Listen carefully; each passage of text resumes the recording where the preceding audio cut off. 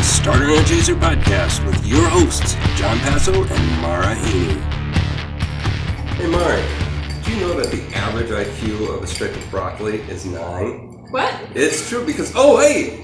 Welcome to another episode of a Starter and a Chaser podcast. I am Professional Brewer Jon Passow. And I'm Whiskey Connoisseur Mari Heaney, filling in for Joe Clarke today. And by the way, if you want to check out Mari on Instagram, you can see her at drams.with.mari. And we are on location in Cleveland's own The Whiskey Bar on Coventry. So next time you're in the land of Cleve, be sure to check them out because obviously they have a wonderful wall of whiskey. That's some good stuff. And by the way, if you're watching us on YouTube, be sure to hit subscribe. We much appreciate it. Thumbs up, like, etc., etc. Now, Mari, tell the wonderful people out there what we are reviewing today. Well, we have an absolute treat today because we are going to be reviewing the Botanist, which is a gin from the Islay Distillery, Bruichladdich. So we're taking a journey over to Scotland today. Now, Bruichladdich was a distillery that was founded in 1881 by the Harvey Bros. They came upon some troubling times, and then they were resurrected back in 2001. There's actually a great documentary on it. Really? Mm-hmm. Oh, is it on YouTube? Or is it on their website? I don't know where it's streaming right now. Yeah, but it's worth a check out. Yeah, If we stumble across that or viewers know where we can view that, be sure to leave us a comment. Give us a comment. Now, the Botanist was introduced by them back in 2011. It is 92 proof and it's 100% wheat-based distillate. They make this with 22 hand-foraged botanicals from Islay itself, and they have 9 core gin aromatics in there. It is a double infusion of botanicals, and it's distilled in one of the last remaining Le Mans stills in existence. Now, for those that don't know, a Le Mans still is one of the early iterations of stills that combine both a column still and a pot still to give the distiller a little bit more versatility in what he can distill. So, we have this pre-poured. Why don't we put our noses into it? Or her nose at least. I'll show it to the camera. Well, it smells like gin. All right. And that was this episode of a Starter and a Chaser podcast. Cheers to you all. We'll see you next time. I mean, you definitely can smell all the complexity that's in this. You know, it's there's a lot of care that's gone into this. I believe they actually have all these listed on their bottle, don't they? They do. Very good point. And it looks like it's either in a Harry Potter spell or it is written with their Latin names on this. I mean, I'm just trying to summon the god of Islay. Yes. We'll let you know if that works. It smells nice and fresh. You know, it's not... Sometimes with gin, I get a little sensitive because I feel like I'm kind of just walking through a Christmas tree farm. But there's a lot of balance here. There's a lot of extra things happening. You know, it's really a very complex nose, and it looks very thin, but it smells so warm and inviting. Not a lot of fruit notes. It's definitely more savory.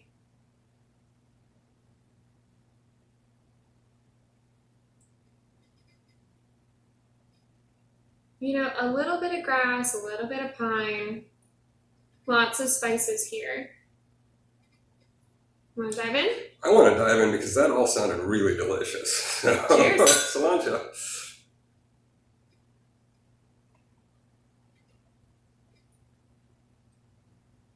Wow. Whoa.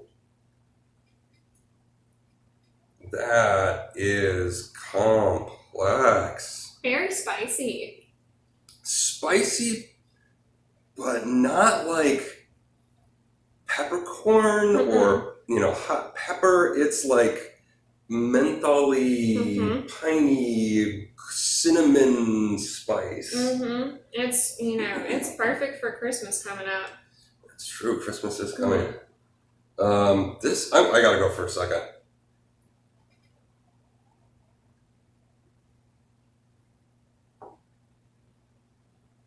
I get that undertone of that wheat in there, that subtle wheat sweetness, and it's lending to this thick mouth. I shouldn't say thick. I would say medium heavy mouthfeel.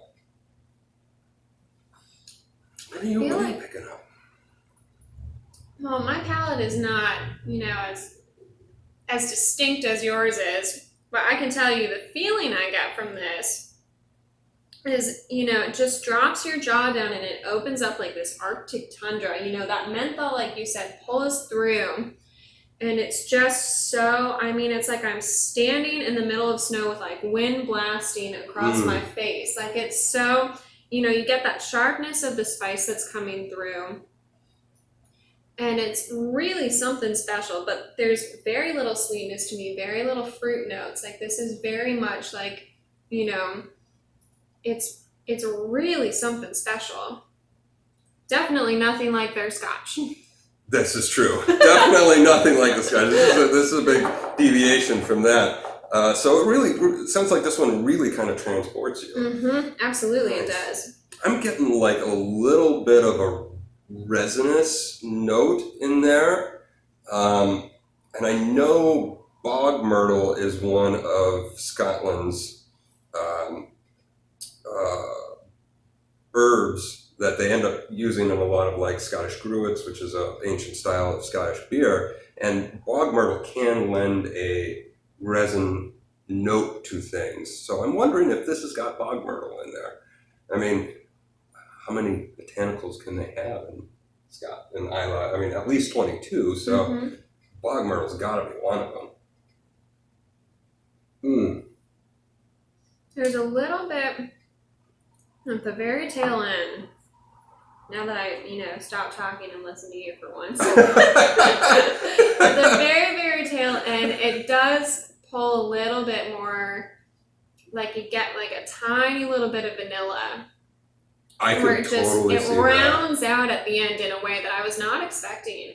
It kind of like wraps up all the flavors nicely. Yep, ties it all up in that Christmas bow. I'm telling you, pick it up for Christmas. I'll second that. This for Christmas, Thanksgiving, April Fool's Day, Halloween. My birthday's in April. Mother's Day is a there good you one. go. So if you want to get Mari a birthday gift of the Botanist, let us know. Because I'm sure she would enjoy it. All right, so final thoughts on the Botanist. It is unlike any gin I've ever had. And I have to say, its complexity lends itself to, good conversation. I always say, have friends at the round table, open a new bottle. But what's nice about this is, to go through, and I think it offers a nice test of how well do you know your spices, how well do you know your aromatics.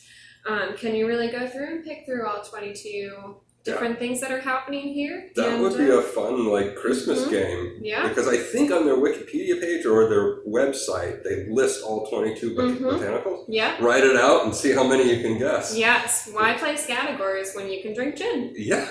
That should be their new slogan. You're welcome, Bruichladdich. Be sure to give her royalties when you use that.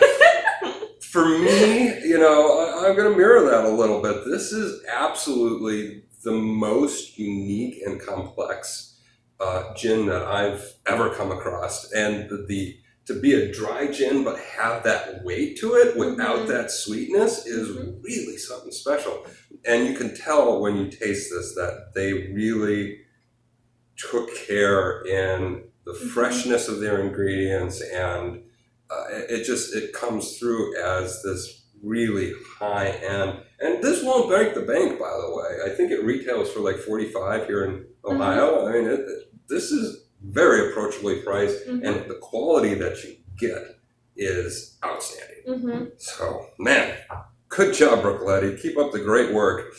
And that is this week's episode of a Starred and a Chaser podcast. I hope you guys enjoyed. Be sure to smash that subscribe button and give us a follow on Instagram. Yeah, So how smart really is a stick of rock? Apparently 9, which is like 5 higher than Paris. Yeah.